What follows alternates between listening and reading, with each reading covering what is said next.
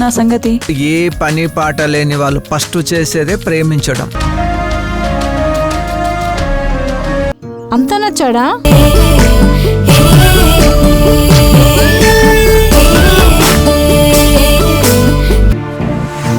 క్యా హోనా? అన్న టీ తీసుకోనా? అరే నాకు అన్న టీ కావాలా?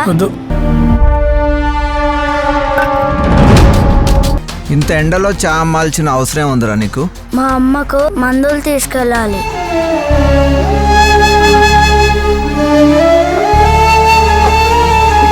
లేదమ్మా, టాబ్లెట్ వేసుకుందువు.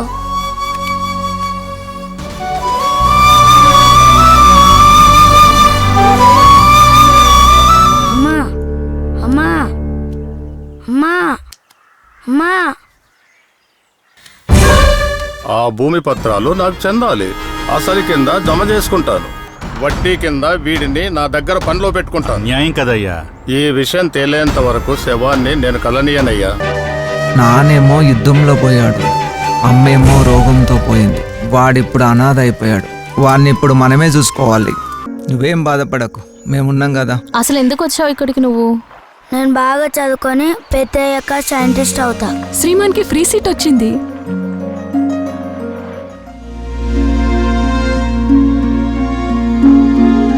పుట్టిన ప్రతి మనిషికి ఏదో లక్ష్యం ఉండాలి. ఆ లక్ష్యం సాధించడానికి పట్టుదలతో పనిచేయాలి.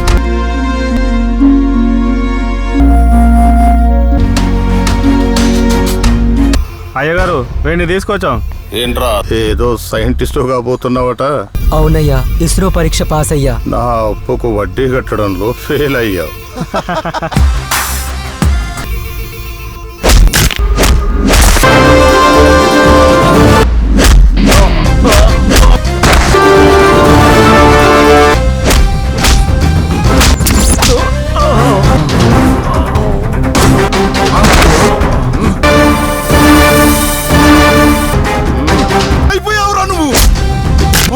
ఏ మీకు పోతుందన్నా?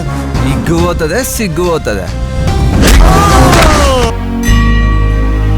మన ఊరు నుంచి ఇస్రో సైంటిస్ట్ అవ్వబోతున్న శ్రీమాన్ రేపు మన ఊర్లో జరగబోయే మీటింగ్ కు వస్తున్నాడు. కావున గ్రామ ప్రజలందరూ తప్పనిసరిగా మీటింగ్ హాజరవ్వాలని మనవి చేస్తున్నారు.